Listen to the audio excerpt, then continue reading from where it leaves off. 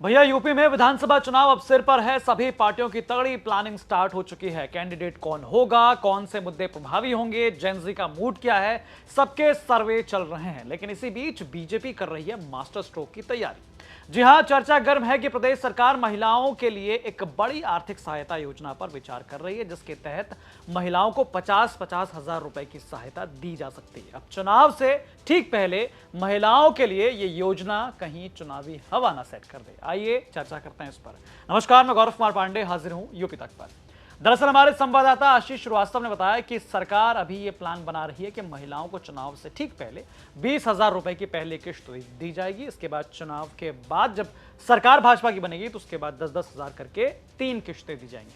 और अगर आपको याद हो तो बिहार में जिस तरह चुनाव से पहले महिलाओं के खाते में 10-10 हजार रुपए भेजे गए थे, उसी तर्ज पर यूपी में भी ये योजना शुरू की जाएगी। चुनावी विश्लेषकों ने तब उस समय कहा था कि महिलाओं के लिए लाई गई ये योजना चुनावी हवा बदलने वाली है। महिलाएं वैसे भी साइलेंट वोटर का काम करती हैं। किसी को उम्मीद नहीं थी कि एनडीए को ऐसी बम्पर जीत बिहार में मिलेगी। तो अब पिछले साल बिहार विधानसभा चुनाव में बड़ी जीत दर्ज करने के बाद भाजपा की नजर अब यूपी पर है। राजनीतिक विशेषज्ञों की माने तो जेनजी आंदोलन के बाद से बीजेपी को थोड़ा टेंशन तो हुआ है, लेकिन अब महिलाओं की सहायता, स्वरोजगार और आर्थिक स्वावलंबन के लिए योजना पर विचार करना यह लाभदायक हो सकता है। वैसे बताया जा रहा है कि सरकार इस योजना में SC/ST परिवारों की महिलाओं के साथ BPL परिवारों की महिलाओं और आर्थिक रूप से कमजोर परिवारों की महिलाओं को प्राथमिकता देगी। इसमें ऐसे परिवारों की महिलाओं को शामिल किया जा सकता है जिनकी आय 12 लाख से ज्यादा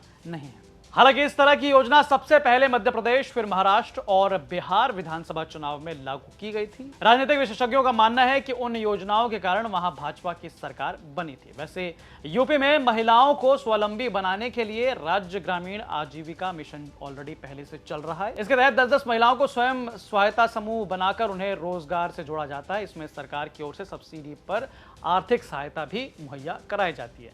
बीजेपी का मानना है कि विधानसभा चुनाव से पहले महिलाओं को बड़ी सहायता देना सपा के PDA की काट बन सकता है। 2024 के लोकसभा चुनाव में सपा का PDA का मुद्दा काम कर गया था।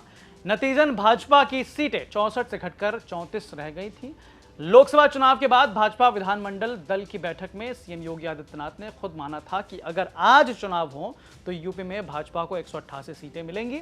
इसलिए भाजपा महिला वोटरों को साधने की कोशिश में जुटी है। वहीं चर्चा इस बात की भी है कि यूपी में विधानसभा चुनाव का आगाज जनवरी 2027 के पहले हफ्ते तक हो सकता है। इसलिए सरकार जल्द से जल्द महिलाओं को लेकर यह योजना शुरू करने जा सकती है और बाकायदा इसका जो है एक तरह से प्लानिंग जो है खूब तेजी से हो रही है और चर्चा इसीलिए बेहद गर्म है। हालांकि इस पर आपकी क्या राय है, हमें कमेंट करके जरूर बताएं। बाकी तमाम खबरों के लिए आप देखते रहें यूपी तक।